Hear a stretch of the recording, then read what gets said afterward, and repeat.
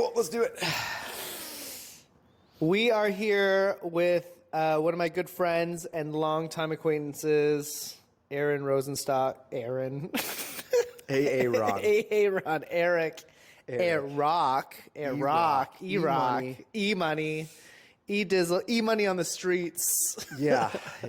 They actually based the guy from Entourage. Oh, on you. Me. On me, yeah. He was a little bitch. Hey, but he got with Emmanuel Shrieky or whatever that actress's name is. Yeah. And she is hot. Wait, wasn't her name Sloane in that? Yes. Also, if a girl is named Sloane, high likelihood that she will not be ugly. Yeah. No, I've never met an ugly Sloane, although I don't think I've ever met a Sloane. Yeah. Okay, but that is that a great out as well. Yeah, we're gonna cut that. We're gonna leave that on the Be Real. Yeah. Eric is a owner of a CrossFit gym in town in Dallas. One of the honestly OGs. We were talking about this. One of the first couple. Yeah, one of the first couple OGs. 2009. Back in the heyday. Mm-hmm. And you remind me, you started at CrossFit Central, right? With I started all working of those guys. Yeah, I started working out there, and then I coached for like a real hot minute. Yeah, but out of Central, there were like several owners that came out of Central. Oh yeah, no, I mean, I think that's a testament to that group. I think that was a really awesome, tight-knit group, and I think everyone got very excited in those early days to like grow it. Yeah. And so, there were a number of CrossFit gyms that branched off from that original CFTC crew, and then from those other gyms further. Yeah. I think we had at least probably 3 or 4 gyms come from within hours. Within CFTC or within Deep. Yeah, within Deep. And then 2 and 4, I think, had a couple, 1 or 2 maybe. So I think from that original group, you could say there was probably most of the CrossFit gyms from there. Honestly, out of that group, I mean, CFTC doesn't even exist anymore, right? Because it's BPR. I think so. Which I think is, it might just be, I think it's just Spencer now. But I think from like a we do CrossFit, where, they don't exist, but obviously there has been a lot of like gym closures, right? Because there was White Rock that closed, 2 and 4 closed. There were some others too. Big D closed. Chase didn't want to do it anymore. I mean, it's hard. Yeah. It's a hard business. It's a hard business, and fitness in general goes through life cycles, and you're dealing with just the natural, seasons of what people want to do. Trends. Trends. It was a trendy thing. I think the one thing that I missed about those early days was when we used to do Friday Night Lights with all of the gyms, especially at Open. The Dallas Open. Yeah. Those were the good days. Those were fun. Those are so much fun.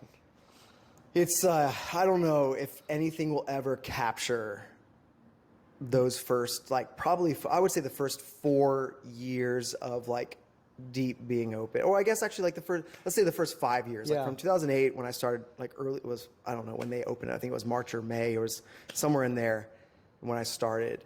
Those first 5 years, from that point into, 2014, which is, coincidentally, also, I think, the last year we cared about regionals. Right. Yeah. I don't know if anything will ever capture that level of just, community, interest in CrossFit as a sport within the Dallas area. But I would tell you that the draw for CrossFit, which I think that's where it kind of all went awry, it wasn't necessarily the workouts. The workouts are great if you knew how to move correctly. Yeah. But mostly it was community, right? It was a way in which people with like-minded could all get together and have a lot of fun. and didn't really matter where if you were from one box to another box from another box, and the that whole Dallas open, going to the different gyms and those heydays. Yeah. What was it called? Was it Dallas versus the World? Yeah. I also think it was like the perfect storm of Dallas being such a. I feel like the demographic in Dallas was so like mid-20s to mid-30s, like good-looking people. Yeah. I think that is unique to Dallas, which is why I think it was just like it was like this wild thing because everyone was like the same age. Everyone was similar in like all categories. Yeah. I think that it made it even more so like a collective community thing. I don't know how it was in other areas. I assume it was similar, but something did seem special or unique about our area. And I think it is just like the uniqueness of like everyone in Dallas cares a whole lot about how they look, how they dress, things like that, which, you could say is a good or a bad thing. But I think that played into it. It was a see and be seen type thing. It was the post-workout, celebrations and pub crawls and stuff. And yeah, it was a really great community. Yeah. And it's a little bit fragmented now. Yeah. And who knows, it might cycle back into the community stuff. But it's just trying to find the zeitgeist there, right? It's trying to find the common thread and going with whatever is going on in the greater of fitness. Yeah. Strength and conditioning as just like an overarching theme will never go away. No. How it's done kind of morphs and changes. But I think that's what's special about CrossFit and why I think that although there are these like life cycles of fitness, I think people just tend to come back to it. Yeah. I mean, the amount of times that someone I haven't heard from in 3-4 years. We had a member reach out and he was literally like, I don't know if you remember me. I'm like, yeah, it's, yeah. The reason why I remember you is why I can't remember other important things. Like I have so many people's names stuck in my head forever. But yeah, like they hadn't been around in probably 3-4 years and actually longer. And, they do something else for a while. They kind of, and then they look back and they think, what was I doing when I was really happy with how I looked and how I felt? And I think people just end up coming back to it, even if they take time off and do something else. And so, yeah, I think that's what's cool about if you focus on the fundamentals of health, that's always going to be sought after. So that brings me to, it's a segue. This is a really bad segue. Okay, let's see. The segue is you are currently a new dad. Yeah, I am. Yeah, it's pretty awesome. And, I've known Eric for a long time. I've recently have known Brooke for a little bit now. Yeah. And remind me how old your son is. He's 15 months old. 15 months old. Yeah. Sidetrack. When do we get to just a point where you just say 2 years. 1 year old? I think it's when you get to, no one's saying 24 months. So I think once they turn 2, it's like, they're 2. But what's the difference of just saying 1 year old and not, why do we have to be so specific at 15? I am going to play devil's advocate and say, I think the reason why is, or the reason why I would, I guess, defend using the months thing is I think there's so much developmental difference and change in those first 2 years. Like drastic, right? Drastic. I mean, from 14 months to 15 months is drastic. And then from 15 to 6, like there's just so many changes that if you give someone like a month range, they'll be like, and they're another parent, especially, they're like, oh yeah, you're in the phase where they're now starting to actually understand words. Like if I tell him to take, this is a funny thing now, but we're like, hey, bring me my shoes, Henry, bring me my shoes. Like he'll run around, he gets so excited, he'll pick up a shoe and run it over to you. Yeah. So like now he's starting to actually understand language, more complex language, not just like, nap time, or like hungry or more, all done or, You know, he does the little more thing. More Yeah. like this. Oh my God, he just runs around doing more. And it's anything. He wants more of anything. Like, I want more, you know, time with that toy, or yeah. So I think that's probably why. What do you feel as though has been the biggest surprise for you as a father of 15 months? The biggest surprise in what way? Just like A change in life. How has your change? Look, I've been in this kick of there are trade-offs to everything, right? And so I know the answer now. I would say the biggest surprise is a lot of the things. I would say in general. Let me start over. In general, I am I'll say somewhat, to be kind, a somewhat selfish person when it comes to like doing the things that I want to do. You know, this could be, you know, if there are movie options, it's like, I want to see the movie that I want to see, or I want to go to the concert that I want to go to. I tend to be selfish in that respect, which is something I always work on, right? right. So I take the things that I enjoy seriously.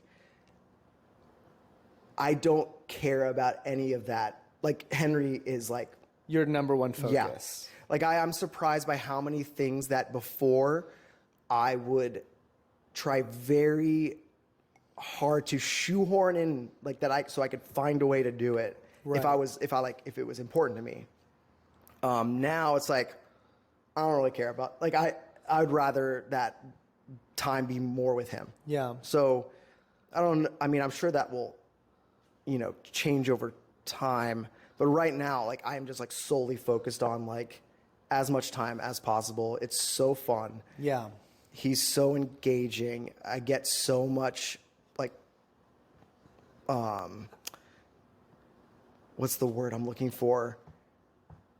Fulfillment out of like seeing what he does on a daily basis that I feel like I might have just like a small little fraction of influence on. Mm-hmm. Like, that is fun for me, which I think is not really too big of a surprise. It's the same reason why I love coaching, right? When I coach someone and I see that change, it's like, ooh, like I had some influence on that. I helped, you know, cause that response, that feedback is what I think a lot of coaches, you crave it almost, right? Yeah. Well, it's the same way with parenting. Yeah. You do something with them on a regular basis.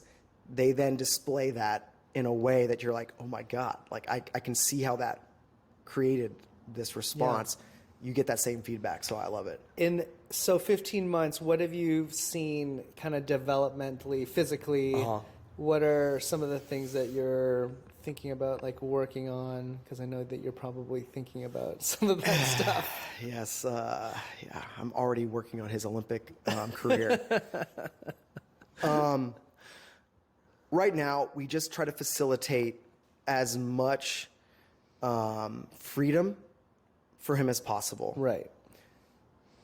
As you know, our whole goal is just make sure he doesn't have to go to the hospital. But from like beyond that, we just let him do stuff. Yeah. Stuff that makes friends, family cringe, you know. But like what? Like What's a cringy thing right now? I mean, he has been mobile earlier than a lot of kids. He was like walking at 9.5 months, which then meant he was like running at 10 months. And now he's doing parkour moves off of stuff. Yeah, parkour. He now loves to, I think he's an adrenaline junkie, which is awesome because I feel like I have some play in, or like I feel like I had a part in that. He loves to just like run up stuff, whether it's like climb up onto the, you know, side table of the couch and then like dive off onto the couch and then roll off onto the ground and then do it over and over. Now he likes to go over the back side of the couch, which is a pretty far drop. Yeah. And that scares my parents a lot. But he just throws his legs over and he'll like grab onto the cushions to like, you know, halt his drop, and then he'll let go to fall the rest of the way. So seeing all that, we just let him figure stuff out. And he falls and he hurts himself, but it's just like, hey, he's bruised up everywhere, but you know, it's fun. So have you and Brooke kind of talked about what being very intentional about what that athletic development is going to look like going forward. Yes. Yeah, I think we both agree that there are certain sports that have a better translation to specific sport in regards to like balance coordination, like just overall body awareness, agility, those things. So we definitely plan. I mean, he's already in a class called Little Gym. Right. And that's more for socialization than anything, but he has time in a safer location with gymnastic style equipment, uneven bars, parallel, stuff like that, rings. But we plan to put him at least around, expose him to gymnastics and that area of development. There's a great book that I read many years ago, which I don't remember the exact name, but I will pull it up and I'll put it in the link notes. Okay. However, the best countries that develop athletes are Russia and Asia. Weird. Crazy. Crazy. I think they've won some They've won some golds yeah, there, huh? Haven't they? They've won some gold medals. They have a very different view of how to develop a child or how to develop human beings from a very small age. The thing that I most come back to in my job, because I'm constantly having to fix kids all of the time, and it's mostly because it's overuse and they're only doing one sport.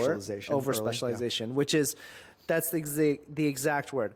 Over-specialization is the essential downfall of most American or North American there's child development. There's quite a lot that has been proven over the last couple decades to show that the underlying rise in injuries in sports is because kids are specializing earlier. Yeah, I mean, and it's I think everything there's a pendulum effect, right? So I think it'll pull back the other way at some point. But as sport gets more competitive, parents then respond to that by getting their kid into the sport sooner because they think like, oh, they need more time. Yeah, and it's actually the opposite. Yeah, you're the new parent, so I would love to come back to this in a couple of years when Henry is in more organized sports. I think that there's a culture of let's beat the Joneses in the sense of like, well, his kid is doing it, then my kid should do it. My kid's way better than his kid. There's a little bit of parental competition there. There's a unhealthy culture around kind of organized sports. The other thing that I absolutely cannot stand is that they'll be playing school sports, which is a different season. So if they're playing school basketball, it's like through October to February, and then they play club sport from February to August, and it's like they have an all year round of basketball. Yeah. Except not even professional players have all year round basketball. I think there's that plays a part in it, and I also think it's just in general our society has become obsessed with instant feedback. Yes. And speed of like development. And so I think when you have parents that have a hard time like trusting the process, I think coaches have a little bit more of an advantage because they've seen how sometimes their the process of getting to where you want to be sometimes doesn't look linear. Yeah. And so I think there's more patience there. I think where you have parents make mistakes is, they want to see that feedback so quickly that they fall victim to putting their kids into things that actually aren't great for like the long-term benefit of that child. So I think like trusting the process of like, okay, he might actually be behind another kid in, let's say a sports baseball, right? Yeah. he might be, from a skill standpoint, behind for a number of years. But during those number of years, he's developing things that will make him far superior later on. Yes. And trusting that process is scary for a lot of parents because they want to see the kid win. Mm-hmm. And it's okay to not win. I think failure is the best lesson. Yeah. Right. I think we have a whole generation of children that don't know how to lose, and then Absolutely. when they get bad news when they're 20, they completely have breakdowns. And so, well, that's another reason why I think I had a thought earlier when you were talking about his development. I think there's too much placed on team sport. right. I for some reason I played a lot of individual sports growing up. I didn't play any team sports. Like everything I did was individual. And throughout my life, that's been like people have acted like that's a negative. Yeah. And I do see the benefit of engaging in a team sport. I think there are certain things obviously you cannot get, or you cannot that you're not exposing yourself to when you're not in a team sport. But I also think it's a detriment to someone if they've never had everything rely on them. Yeah. Meaning your training, your motivation, your ability to go out on a stage and it's like everything is focused on you. Like that level of stress is very different, than a team sport. Mm-hmm. And I think allowing someone to compete individually at something at a certain point, and I think earlier in their development, I think actually is better, and you'll see them perform better in a team-based sport later if they've had that exposure to let's say Olympic weightlifting. You walk out onto a platform, everyone's watching you, and you have 3 attempts total. So if you miss it, you miss it, and you're like, okay, now I only have 2 attempts. Yeah. That's a lot different pressure than there's so many plays in a football, Yeah, I think that there are a lot of things to pull out of that, which is, 1, you have to trust the process and you have to see the bigger picture. Yeah. 2, I think that a lot of parents will sometimes they'll kind of cave to their kids when the kids are like, I don't like this coach because the coach might be hard on them or the coach is not playing them enough. Yeah. And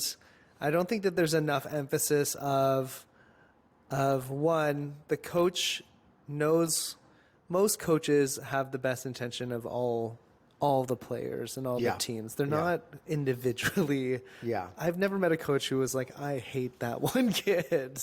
Yeah. I mean, I'm sure it happens. I'm sure it happens. You hear those stories of the coach has their kid. And nepotism. But generally I agree. But generally, they, like you said, they kind of have a bigger picture. And what a great opportunity for your kids or your athletes to have an open conversation with your coaches and say, look, I've noticed that my minutes are down and I've been trying to improve on this or that. What are things that I could be doing a little bit better, and being able to take feedback?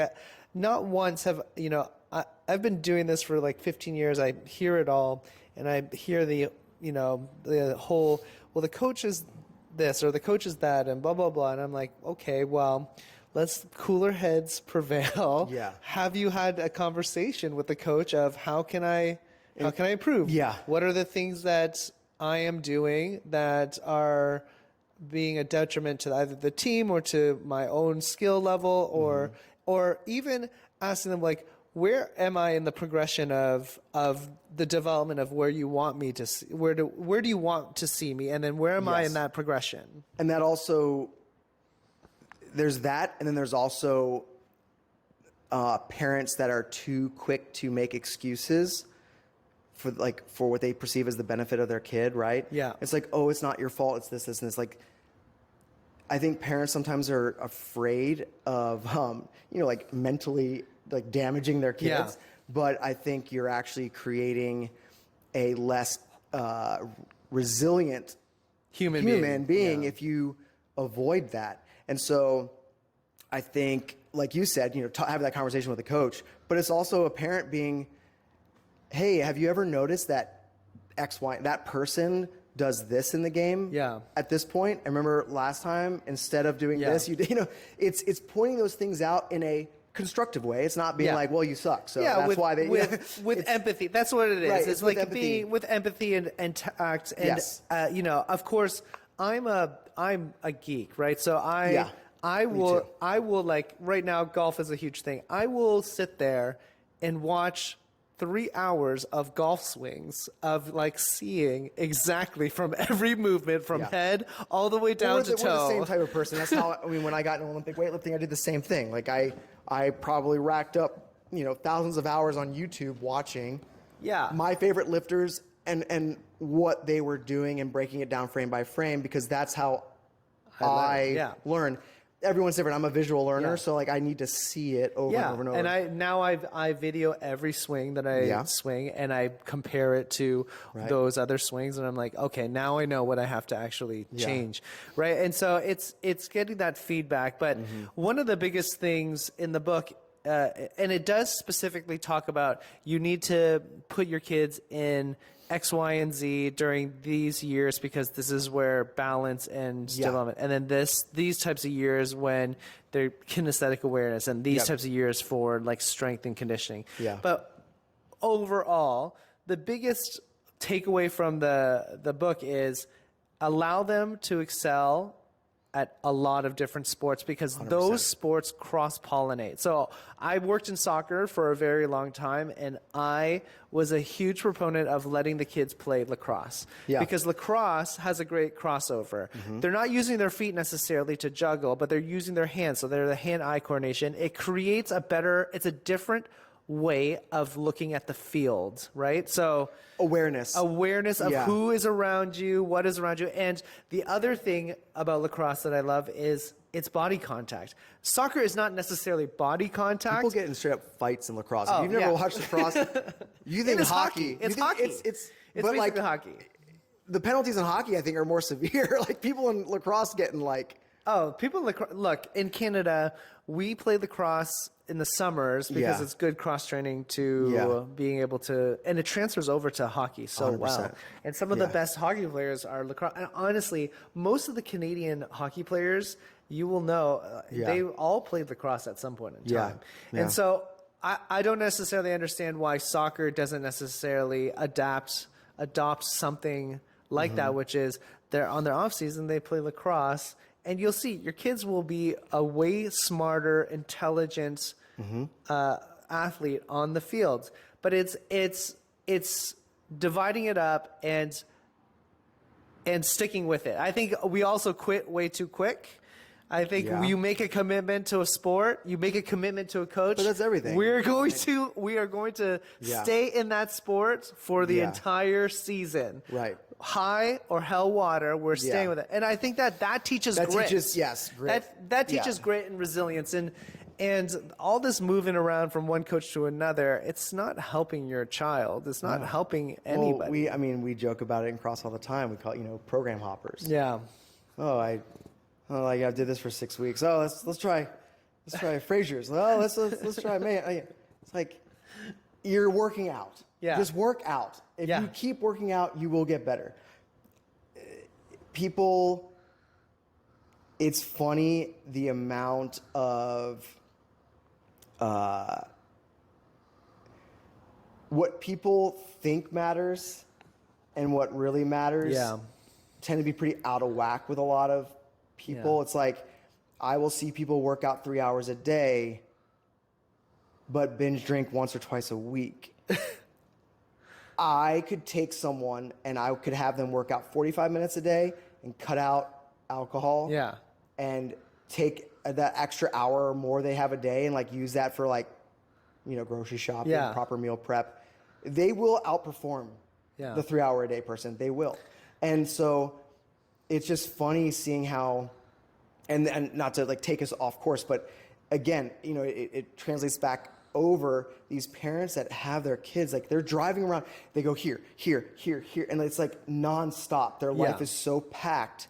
Let your kid freaking be a kid Right. and relax. Let them come home and play with friends in the cul-de-sac. Like, let them run around. Let them, mountain bike. Let them do other things and enjoy childhood.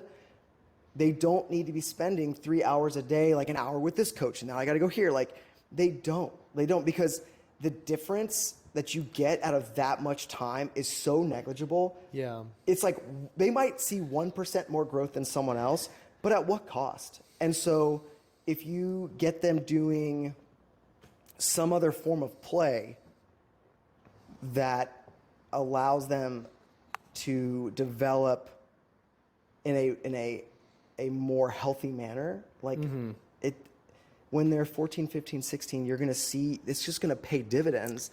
Right. So, and that's what all research essentially shows is you start specializing around 13, 14, and allow them to just have fun. And my big thing with parents is you don't want to burn out your kids so much that they absolutely hate fitness or being in any type of fitness, and they swing the other way, because I've seen it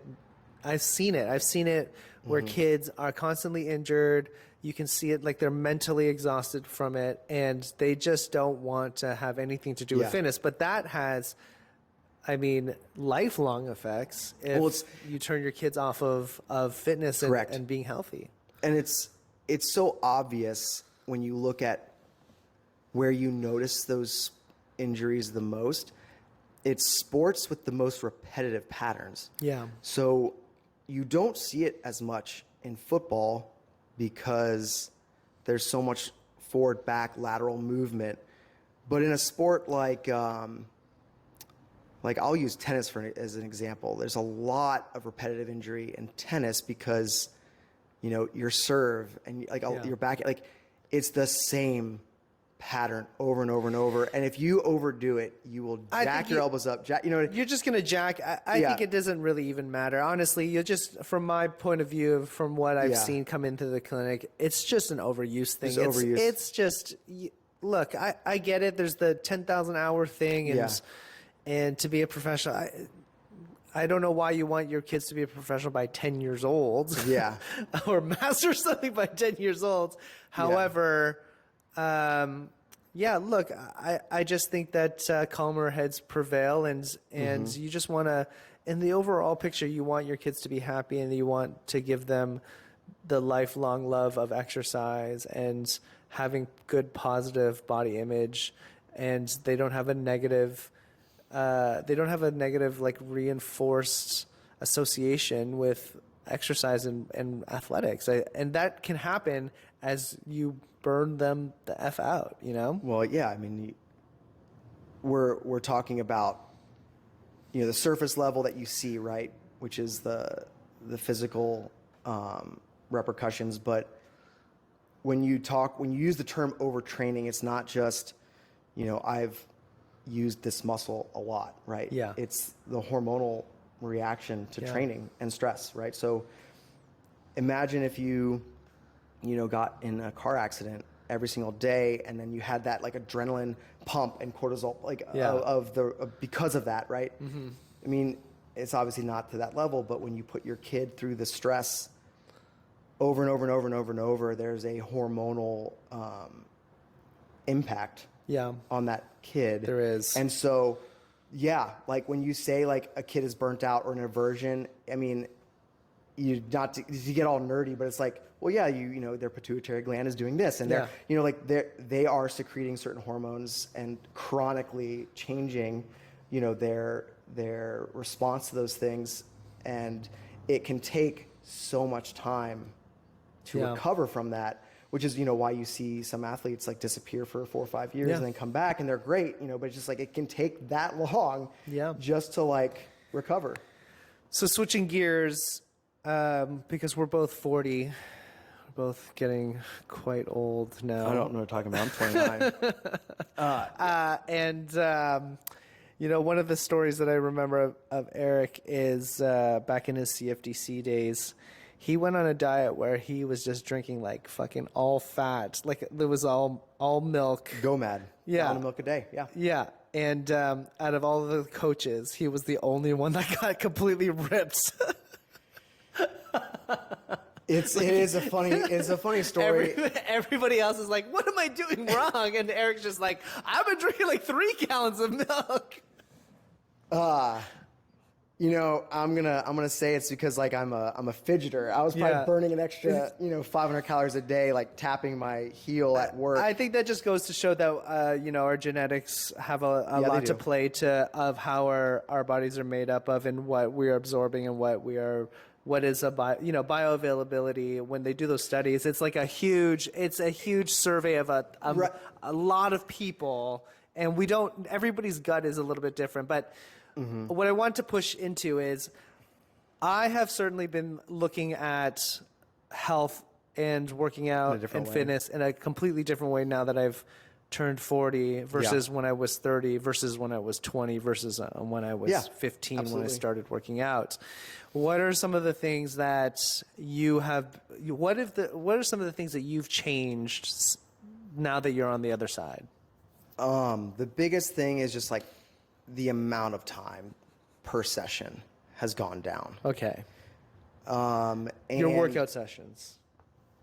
Yeah. So, before it was at least 90 minutes. Yeah. If I got to the gym at 4:30, I was there for, Till a 6. solid 2 hours usually, and that meant multiple strength portions and metcons and things like that. Now it's changed a lot, and I'm a lot more specific, meaning I'm not doing as broad of a fitness program at all times. I would rather just focus on a couple things and hammer that for a while. Now, and then switch. Is that because you have a kid now and you don't have as much free time, or is it because your body is craving something new, or it's aging, so we're doing something a little different? I think it's a mixture of all of those things, but I also think parents tend to use having a kid as an excuse. Mm-hmm. It's a readily available excuse. Yeah. I could still work out just as much. Yeah. If I really wanted to. Let's ask Brooke that, because she's going to be like, no, brah, you need to be at fucking home. I could definitely, I mean, whether it's like, he takes a nap and I go in the garage and I squat for an hour, or I, stay at the gym after coaching in the morning and do, there are definitely ways that I could easily train just as much. What are the changes that you are noticing about your 4-year-old body versus what it was? It's 30? just recovery time. Recovery time and response to volume. And so what I mean by that is, like, if I did, let's say, gymnastics focus, right? So let's say like rep ranges of a gymnastics movement over 50, 60 reps. Yeah. That lingers, that creates more stress than it used to. Or I find like that lingering ache. Mm-hmm. If I'm squatting, there's no way I could do, like, one of my favorite squat programs is the Russian squat cycle. Right. And if you're not familiar, it's 3 days of squatting. It's alternating days of 80% for 6 sets of 2. And then you alternate that, and the rep ranges go up every week. So, it's 6 sets of 3, then 6 sets of 4, 6 sets, and it goes up, and it's a pyramid. Then when you hit the top of 6 sets of 6, you go down 5x5, 4x4, like that. Right. But the percentages go up until you max. So it's a very short program, and it's a lot of effing volume. It's a lot of volume. That would destroy me now. Like, it would just, I would probably make it 3 or 4 weeks. Yeah. When I do a squat cycle now, there's no real, like, squat cycles out there designed for a 40-year-old. Yeah. You just kind of have to be smart enough to know how to modify it for yourself, or you need to, like, have a coach that does it for you. But yeah, like, my biggest thing now is I just change the volume and I modify the percentages, because, not to get too nerdy again, but, like, the effect on the CNS as you get older is different. The effect on, your neuromuscular efficiency, right? Your ability to tap in is different as you get older. And there's a reason why coaches, a good coach should be very aware of your clients, you know, chronological age, they're Right. 40, right? They're like genetic, biological age, you know, like they might be 40 chronologically, but they might actually be much younger depending on Yeah. like the health of their, Yeah. what they've been doing. So, or they might be older. Like, you know, I have a 40-year-old that's like really like 55, Yeah. right? And then the third thing is you need to know their training age. And that kind of takes us back to what we were talking about. Specialization is like a kid who has a training age at 15 years old and their training age is like 10. Yeah. Like their training program is going to be very different than a kid whose training age is 1. So all of that's really important. And that's why, you know, keeping your training age low going into. That's interesting. You know? I've never thought about it in the sense of training age, because you could be like 30 years old just starting working out or starting strength Right. training. Your training age is essentially 1, yeah. 0. And so you gotta build that. Correct. But that person can do things that most 40-year-olds can't. Yeah. Like if I have a 40-year-old person whose training age is, let's say they started CrossFit 2 years ago. Yeah. I can put them on a Russian squat program. Yeah. I totally can. They won't die. Yeah. Because 80% for someone with a training age of 2 is not the same as 80% for me. Because Yeah. 80% for me, I'm still working off of something that's like very heavy, right? So Yeah. it's just going to affect me differently. So you have to have all those things in account, and I think that's why I've just naturally, like the luck of being you know, a coach and doing this for so Yeah. long is like I apply it to myself. I'm like, okay, I know that I can't do that. You know, I think the last thing that you might be missing here is metabolic age. For sure. Because Efficiency. there are some people out there that are, I've met some 26-year-olds as of recent that have a metabolic age of like 90. Like, I'm like, why are you gaining this much weight? And then Yeah. I'm like, let's get a blood panel. And then I get the blood panel and their A1C is like through the roof. I'm the like, roof. Yeah. dude, you're pre-diabetic at 26. What is going on with you? so just to touch back on like the joke we were talking about with like gallon of milk a day, Yeah. and you use you know, like genetics are different. Yeah. Yes, genetics play a part, but the thing that I think, like when I look back at the people that were doing that with me at that time, I've always been lean and extremely active. Like I've Right. never had a lot of fat on my body. Uh-huh. Efficiency wise, your body's ability to Metabolize. like store fat, and then use that fat for energy quickly. I think that had a bigger role than just my genetics. Like Yeah. if and I actually, you know, to bring Brooke into this conversation, you know, she's like talking about, well, I'm like really hungry right now. Right. It's like, well, your body likes homeostasis. If you're used to eating a certain amount and being a certain weight and expending a certain amount of energy, your body is trying its best Right. to maintain that. Right. Right. So yeah, like if you want to lose weight, you want to, you know, you're going to be hungry.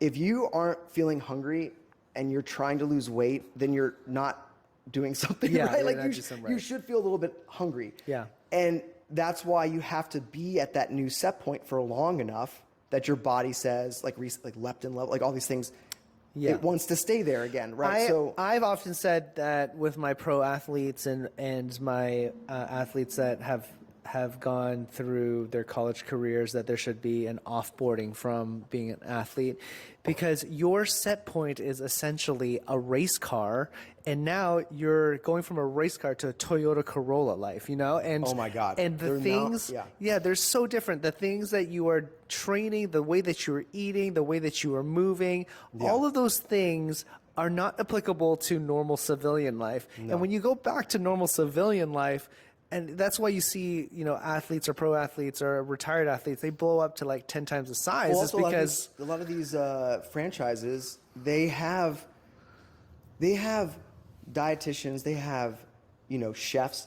Everything is so dialed in. professional Yeah. sports is like not the same as it Yeah. was even 10 years ago. Yeah. I mean, you hear these people like these, or you watch if you watch like what's that show that follows around the team during the off season? Hard Knocks. Hard Knocks, like, and this is even at the college level now, where like every single person on that team has like a very, like their smoothie has Yeah. like, it's everyone's smoothie is different, right? Right. Like they have everything dialed in. So then you go from, having everything prepared for you, everything dialed in, like then you're like, I'm hungry, Okay. it's dinner, like what do I do? It's KFC, baby. yeah, all of a sudden you're going to see some negative consequences. Yeah, and so there's I think metabolism, which is one of the things that I've been more focused on as I've turned 40, is what is going on with my metabolism, whether or not it's being efficient, and what am I taking enough protein throughout the day? Am I eating too many fats? I'm dialed in more on now. I understand if I take 50 grams of protein in one sitting, my stomach is going to explode. Yeah. And now I dial it down to like 40 or 35. And then I know what my fats are. And, I'll dial in all that stuff in, because it's not like what I was when I was 30. Because when I was 30, I could literally eat whatever I wanted and not even gain 1 pound. There are things that I learned in my 20s that I used with clients that now that I'm at the age that those clients were. It's I didn't realize how important that knowledge and going to those seminars and going to those courses and learning that stuff when I was younger. I didn't realize how important it would be as I approached that age, because I can't tell you how many times I told people, that your macronutrient breakdown and your ability, like your tolerance for certain foods and carbohydrate intake changes as you age. And what works at 20 does not work at 40. I've never been a very, I'm not gonna say I've never been a carb tolerant person. I can tolerate a lot of carbs and stay lean. What I mean is that when it comes to like performance and feeling good and being strong, I've always done better with a high protein, high fat diet. Like I've always eaten very, very low carb. And that's just always what's worked for me. And that's different for some people. And it's also different, like you were saying, with age. But I think that, you don't have to have a dietitian to figure this out. I think it's just being more intentional about, what you're eating, how you're eating it, when you're eating it, and managing it in the sense of, I measure, I weigh myself, I do a DEXA scan, I do all those things. These are things, of course I'm in health and wellness, right? So of course this is like a thing for me, but it's not necessarily something that a normal person can't do. You can easily access a DEXA scan. You can easily access something where it shows you what your body fat is. I posted something on my Instagram maybe last week, and it's something that I try to talk to everyone about. It's going through life being more aware. And that could, it's very multifaceted, but especially when it comes to like food and what you're eating, people aren't very aware of like the signals that your body is giving you as far as like a reaction to the food you've consumed. And so I think a lot of people just need to be told like, hey, slow down. Eat your food slower. Don't be eating on the go, and pay more attention and be more aware to how your body is reacting to that food. Because you're right, it doesn't take a rocket scientist or a dietitian to like help you eat better. It's just being aware of what's happening as a response to what you've had. And we don't need to get gross, but like things happen in the body when like we don't like our body doesn't handle food well. If you were more aware and you made changes based on that, I mean, everyone would be healthier. This is one of the things that I'm going to do in the next coming weeks is get a glucose monitor and just to see what happens when I eat a banana or when I eat a big meal or a small meal or if I'm snacking. That when she was pregnant. She had to do that because of gestational diabetes. You'd be surprised, like what spikes you'd be Yeah. surprised what spikes your glucose levels in your blood and how long it stays in there. Right. And that's the big thing is like you don't want to have a elevated glucose level in your blood. That's when shit turns into visceral fat and into Correct. And that's what your Correct. metabolism is doing. Yeah, and it's one of those things you I try to explain it to people all the time, like that humans, as we evolve, like our access to sugar or glucose was very, very minimal, and if you lived in certain places, almost none, almost zero. So our bodies are not equipped with the ability to take in a lot, and then utilize it in a beneficial way. And so unless you're running a marathon, right? You're like I need this right away. Right, and then on top of that, most things in life you don't want to be chronic.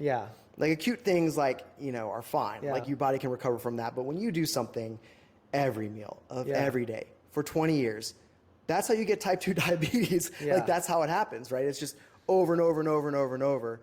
So like you should be aware of how much you're spiking that on a regular basis, and you should try to keep it low if you want to be healthy. Well, Eric, this is probably the one podcast that I didn't swear as much, and I thought we'd have more bits, but I guess we'll have more bits. Normally we are over cussers. Do we either of us cuss? I don't think so. I think I think one of us. Let's just get all the fucks out. Well, I think we'll have to make up for it next time. We'll make up for it next time. But if you want to get a hold of Eric and go to CrossFit Deep, you can. Well, what is your shit? So you can tell the peoples. The gym is CF Deep on Instagram, and I'm Coach_Rosen, which is a. If you're 40, you get the reference. You get the reference. The Fletch reference. There used to be this guy on SNL named Chevy Chase. Anyway. Chevy Chase did not age well. No, there are some jokes there that did not age well as well. Did not age well there either. Yes. So anyway, Coach_Rosen. Or you can, I think if you just, my name is Eric Rosenstock, if you search for that. So find Eric for all of your wonderful needs. Thank you for being here. We'll have we'll have a part 2. Well, part deux. That's Hot another shots. Reference for those. Hot shots. That's another reference for you 40-year-olds. So, I mean, we're going to end it here, but Eric and I can probably do an hour just of movie references from the 90s to the 2000s. For sure. Yeah. All right. Thanks, guys. Boom.